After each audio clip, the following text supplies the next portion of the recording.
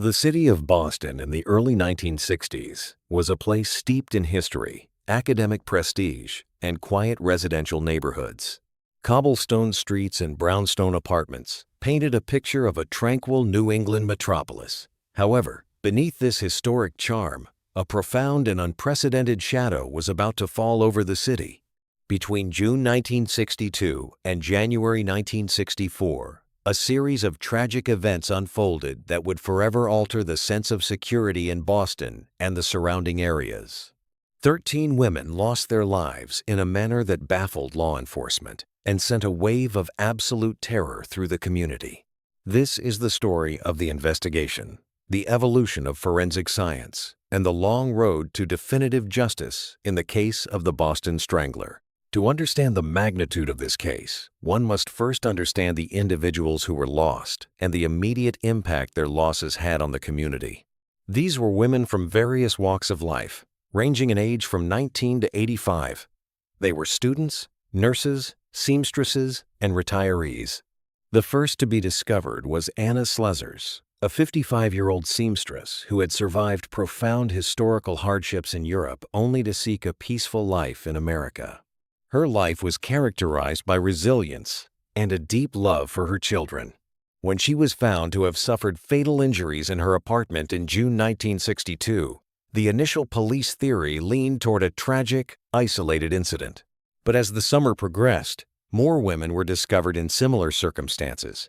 Nina Nichols, Helen Blake, and Ida Erga were all found having sustained fatal asphyxiation within their own homes. The immediate and most striking forensic puzzle for the investigators was the complete absence of forced entry at the crime scenes. Windows were unbroken, doors were not splintered, and locks remained entirely intact.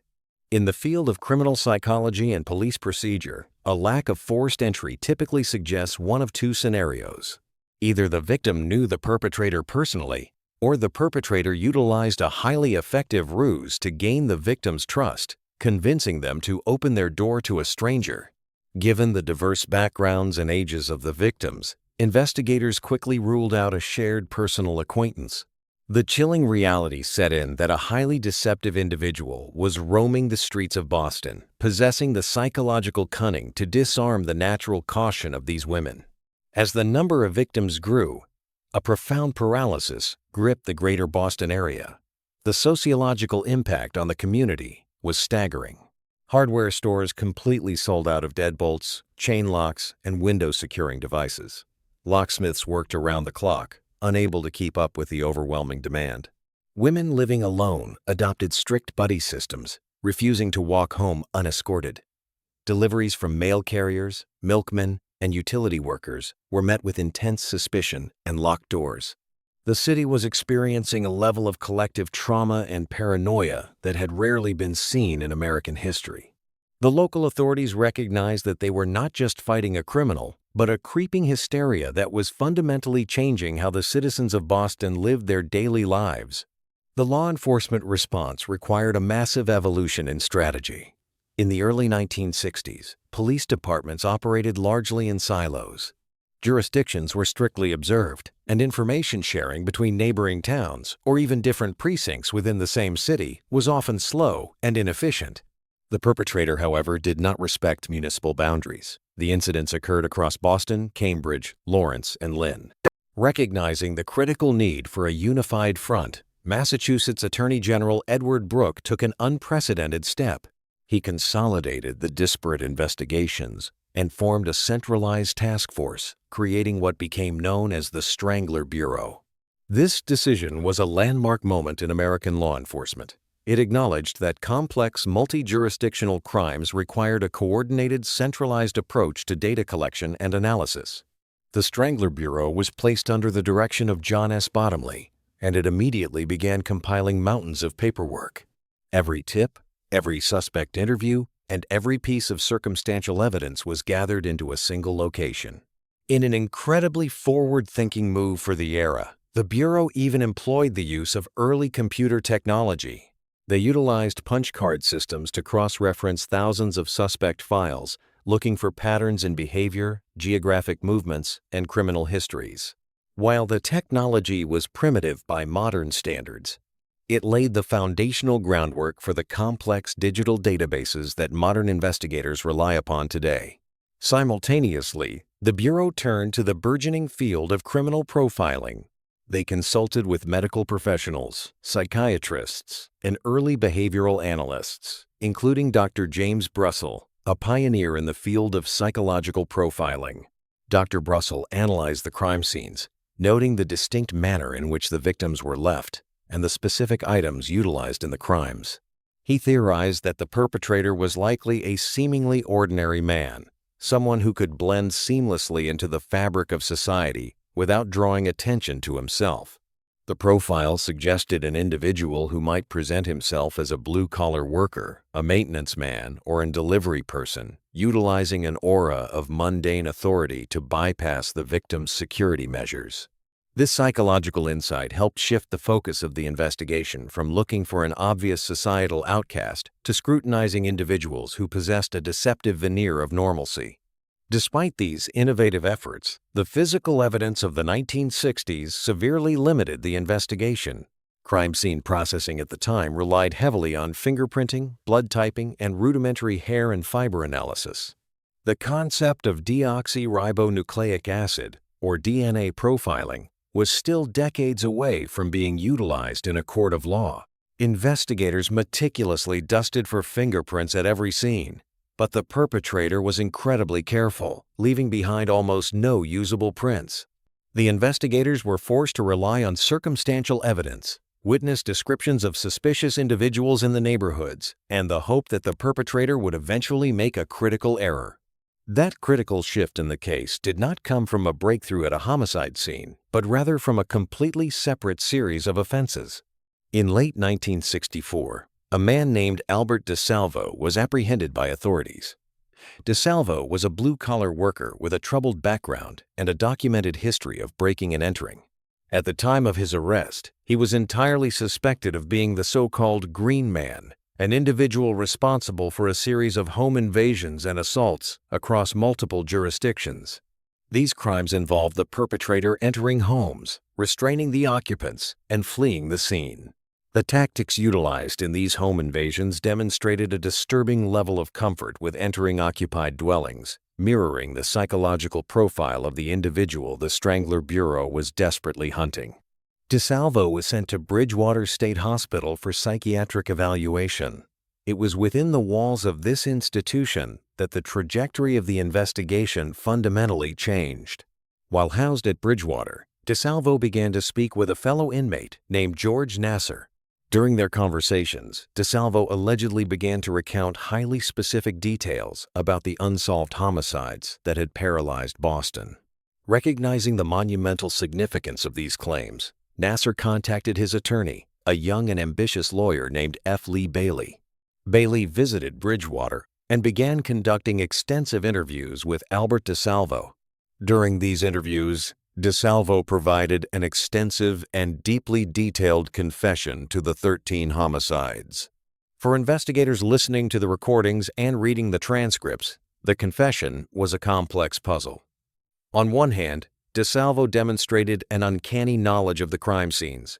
He accurately described the layout of the victims' apartments, the specific clothing they were wearing, and the precise, clinical details of how the scenes were staged. He knew about specific items of jewelry that had been moved, the colors of the furniture, and the exact methods used to inflict the fatal injuries. Many of these details had been strictly withheld from the press and the public by the police, leading many seasoned detectives to conclude that only the true perpetrator could possess such intimate knowledge of the crimes. However, the confession was not without its profound legal and investigative complications.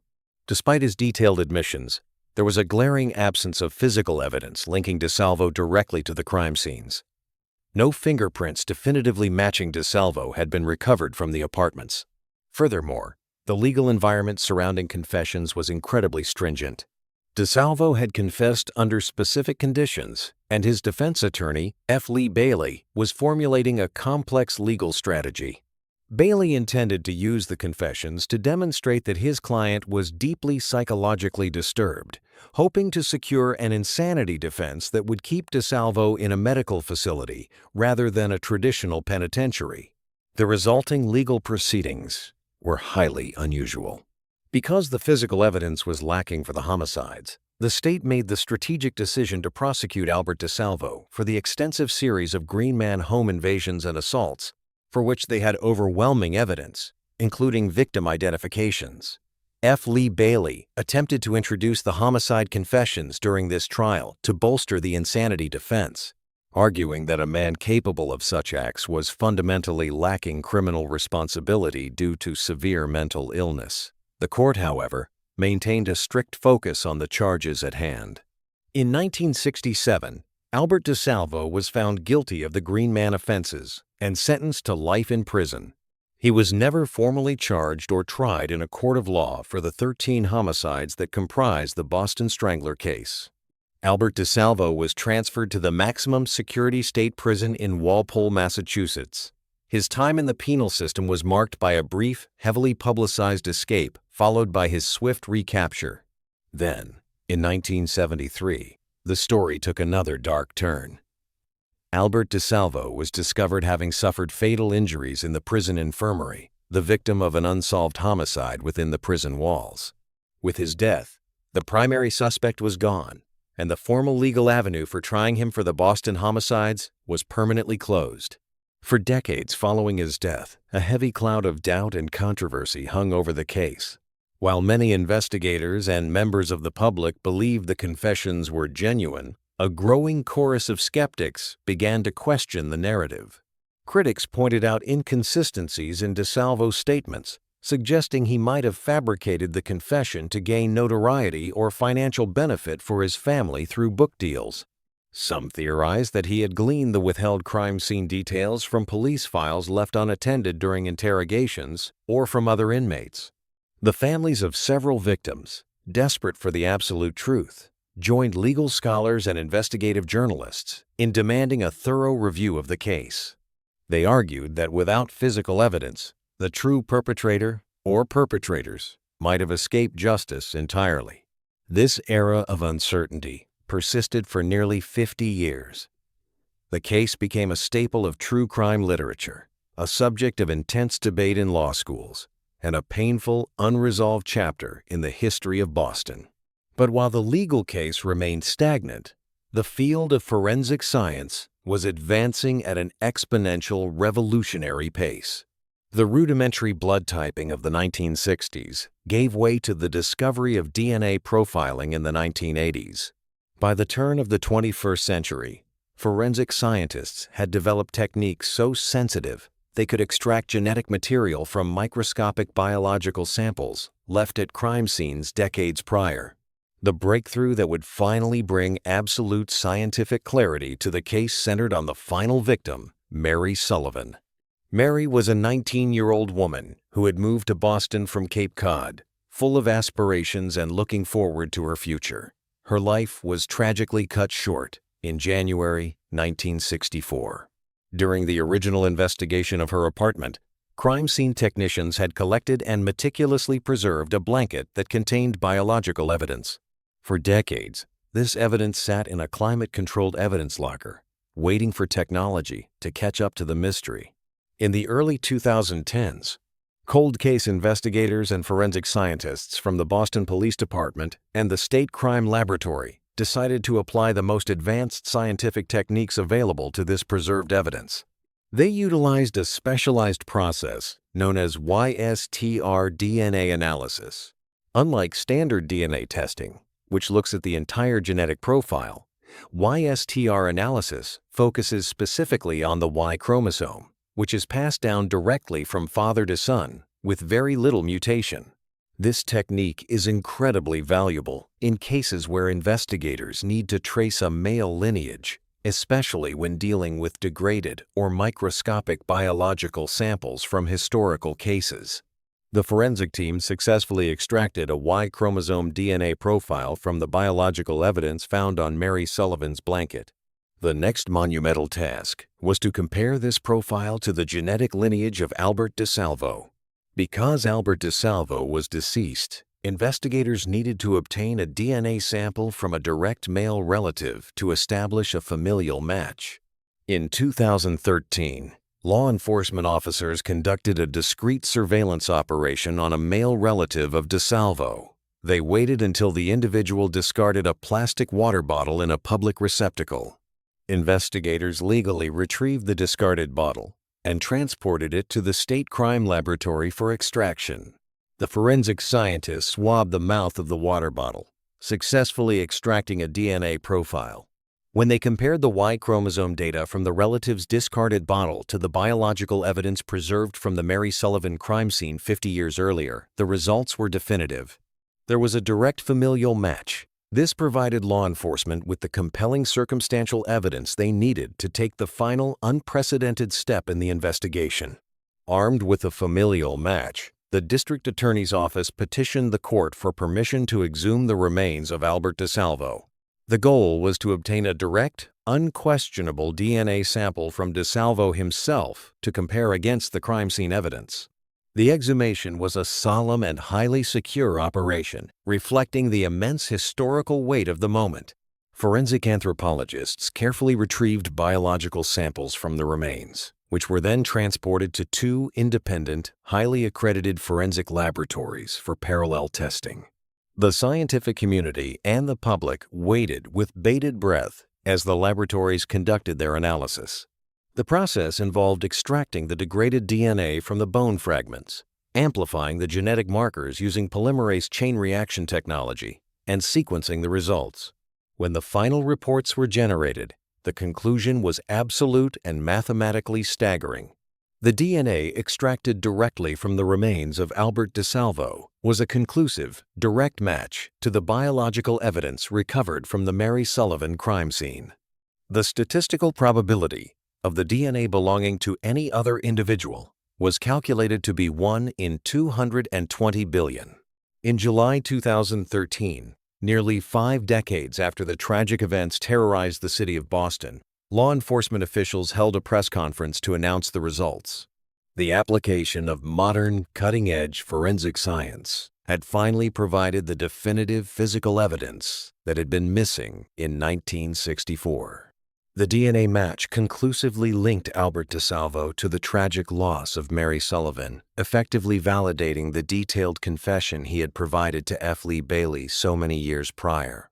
While the biological evidence could only be directly linked to the final crime scene, the scientific confirmation of his presence there, combined with his intimate knowledge of the other 12 scenes, provided law enforcement and the community with the definitive closure they had sought for half a century. The resolution of this case stands as a monumental testament to the incredible evolution of forensic science and the unwavering dedication of cold case investigators. It highlights the profound importance of meticulous evidence preservation. The crime scene technicians of the 1960s could never have imagined the concept of DNA sequencing, yet their careful collection and storage of the blanket from Mary Sullivan's apartment made the 21st century scientific miracle possible. Their dedication ensured that the truth, no matter how long delayed, would eventually be brought to light. The story of the Boston Strangler investigation is not merely a chronicle of criminal procedure. It is a profound study of a community's resilience in the face of unimaginable fear. It is a historical marker showing how law enforcement was forced to evolve, breaking down jurisdictional barriers and embracing early analytical technology to combat a complex threat. Most importantly, it is a solemn remembrance of the 13 women whose lives were unjustly taken. Anna Slezers, Mary Sullivan, and the 11 other victims were individuals with families, dreams, and futures. While the scientific advancements brought a definitive end to the mystery, the true focus remains on honoring their memories and acknowledging the profound tragedy of their loss. As we look back at the cobwebbed archives of this historic investigation and the brilliant flash of modern science that finally illuminated the truth, we are left to ponder the profound intersection of technology and justice. The absolute certainty provided by DNA analysis has revolutionized our legal system, answering questions that once seemed permanently lost to time. But it also compels us to look forward and ask a vital question about the world we live in today. With our modern advancements in forensic science, behavioral profiling, and digital security, are we fundamentally safer in our homes than the citizens of Boston were in 1962? Or does the true security of a community still rely on the vigilance and unity of the people who live within it?